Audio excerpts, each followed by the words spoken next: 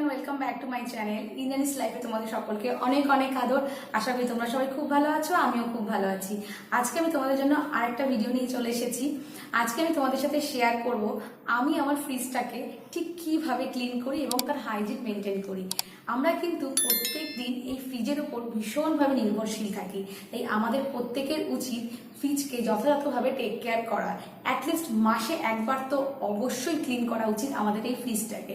তাই বন্ধুরা, তোমাদেরকে আমি আজকে দেখিয়ে দেবো আমি কিভাবে আমার ফ্রিজটাকে টেক কেয়ার করি। তাহলে চলো বন্ধুরা, দেখিয়ে দিই আমি কিভাবে ফ্রিজটাকে ক্লিন করি।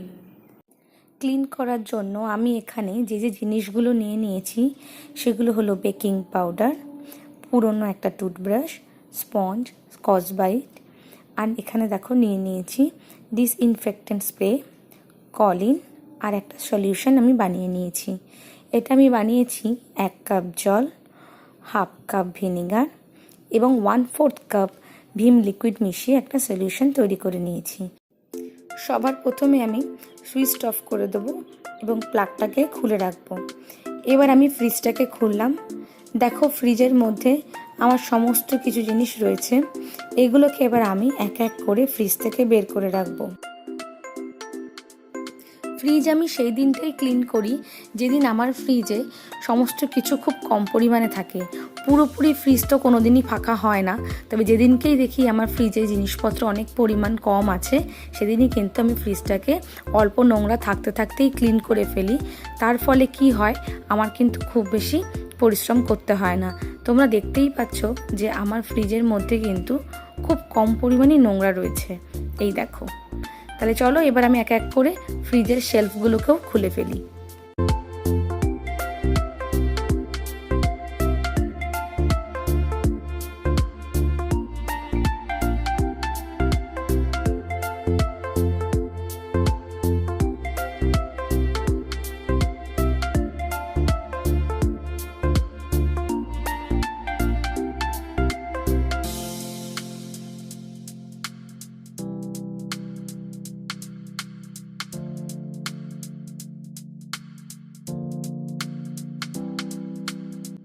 এবার আমি ক্লিনিংটা স্টার্ট করছি। শুরুতেই আমি বেকিং পাউডার পুরো ফ্রিজের মধ্যে এইভাবে ছড়িয়ে দেব। বিশেষ করে যে জায়গাগুলোতে বেশি নোংরা সেই জায়গাগুলোতে বেশি করে ছড়িয়ে দেব। এবার আমি যে সলিউশনটা তৈরি করেছি সেইটা ঠিক এইভাবে স্প্রে করে করে চারিদিকে ছড়িয়ে দেব এবং ফ্রিজের প্রতিটা গায়ে কোনায় কোনায় কিন্তু আমি এইভাবে স্প্রে করে দেব। এইভাবে স্প্রে করে আমি 2 থেকে 3 মিনিটের জন্য রেখে দেবো।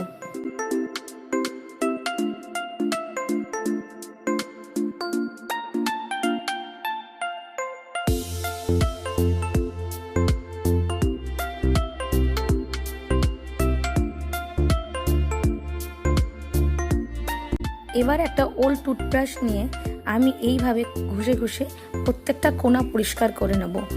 এইভাবে ঘষে ঘষে প্রত্যেকটা কোণা পরিষ্কার করলে যদি কোণায় কোনো নোংরা থেকে থাকে সেটা কিন্তু খুব সহজেই বেরিয়ে আসে। যদি কারোর ফ্রিজে খুব বেশি পরিমাণ নোংরা থাকে তাহলে তোমরা কিন্তু স্কচব্রাইটও ইউজ করতে পারো। আমার যেহেতু খুব বেশি নোংরা হয় না তাই আমার স্কচব্রাইট ইউজ করার প্রয়োজন হয় না। এবার আমি একটা ভেজা স্পঞ্জ দিয়ে এইভাবে ঘষে ঘষে প্রত্যেকটা নোংরা পরিষ্কার করে নেব। এবার দেখাচ্ছি, দেখো একটা পুরনো লেবু। আমি সবসময় ফ্রিজের মধ্যে লেবু কেটে রেখে দিই, আর সেই লেবুটাই যেদিনকে আমি পরিষ্কার করি সেটাকে আমি ঠিক এইভাবে আবার রিউজ করে নিই। এতে করে কিন্তু আরও খুব সুন্দরভাবে পরিষ্কার হয়ে যায়।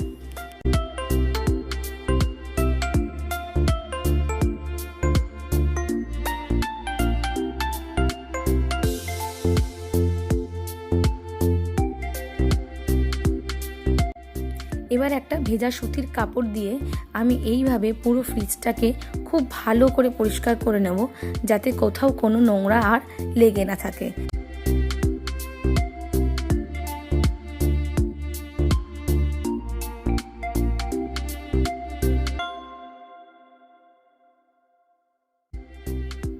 ডোর স্টেপেও কিন্তু খুব নোংরা হয়, আর এটাকেও আমি ব্রাশ দিয়ে ঠিক এইভাবেই পরিষ্কার করে ফেলি। এবারে আসছি একটা মেন পার্টে, যেটা আমরা প্রায় সময় ইগনোর করে যাই, আর সেটা হচ্ছে আমাদের এই ডোর রাবার। এখানে কিন্তু প্রচুর পরিমাণে নোংরা জমা হয়, যেটা আমরা হয়তো খেয়ালই করি না। আর এটাকেও কিন্তু পরিষ্কার করা খুবই ইম্পর্টেন্ট। এটাকে আমি পরিষ্কার করব টুথব্রাশ দিয়ে।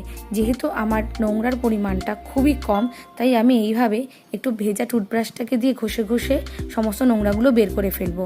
যদি কারোর নোংরার পরিমাণটা অনেক বেশি হয়ে থাকে, তাহলে সেই ক্ষেত্রে যে সলিউশনটা আমি দেখিয়েছি সেটা কিন্তু স্প্রে করে তারপরে ব্রাশ দিয়ে এরম করে ঘষলেই কিন্তু খুব সহজেই তোমাদের ডোর রাবারটা ক্লিন হয়ে যাবে।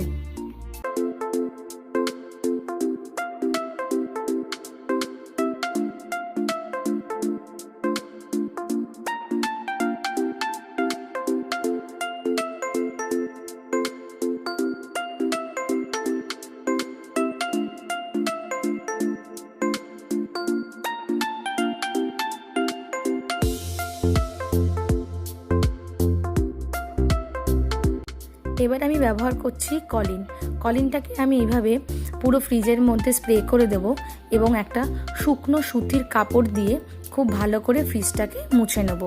কলিন ব্যবহার করলে কিন্তু তোমরা ইনস্ট্যান্ট একটা শাইন খেয়াল করতে পারবে ফ্রিজের মধ্যে, যেটা আমরা নতুন ফ্রিজ কেনার সময় দেখতে পাই। ফলে কলিন দিয়ে পরিষ্কার করলে ফ্রিজের যে শাইনটা খুব সুন্দরভাবে কিন্তু বজায় থাকে। এইভাবে আমি ফ্রিজের সাইডটা, সামনে সব জায়গায় কিন্তু কলিন দিয়ে ভালো করে পরিষ্কার করে নেব।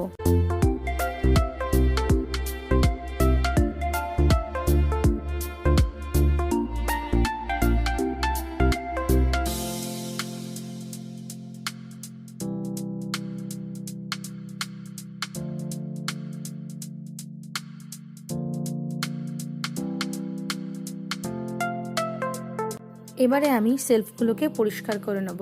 যেহেতু আমার শেলফগুলো খুবই পরিষ্কারই আছে, তাই এগুলোকে আমি কলিন এবং শুকনো সুতির কাপড়টা দিয়েই পরিষ্কার করে নেব।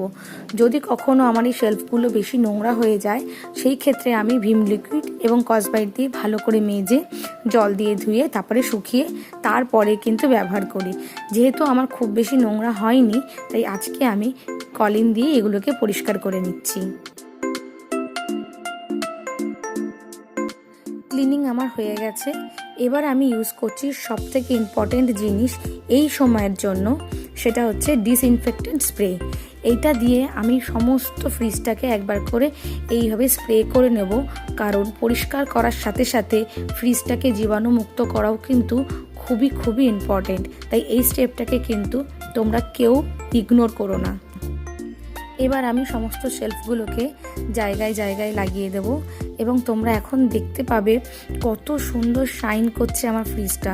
দেখো কত নিট অ্যান্ড ক্লিন এবং কত শাইন করছে আমার ফ্রিজটা, একদম নতুনের মতন। যদিও কিন্তু আমার এই ফ্রিজটা বহু বছরের পুরনো। দেখো ফ্রিজটা কি সুন্দর ঝকঝক করছে। তো আমি এখন এই সমস্ত শেলফগুলোকে লাগিয়ে দেবো।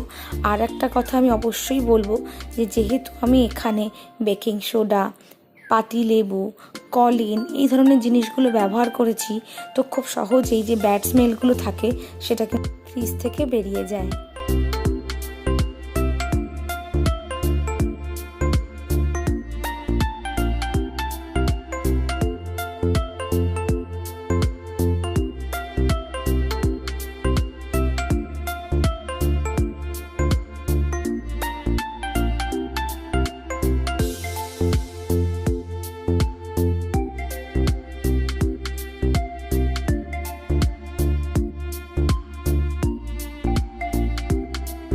তাহলে বন্ধুরা দেখলে তো কত সহজে আমি কিন্তু ঘরেই খুব সুন্দরভাবে ফ্রিজটাকে ক্লিন করে নিলাম।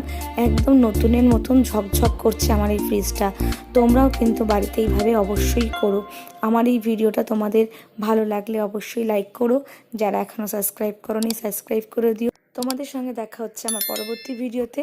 ততক্ষণ ভালো থেকো, সুস্থ থেকো।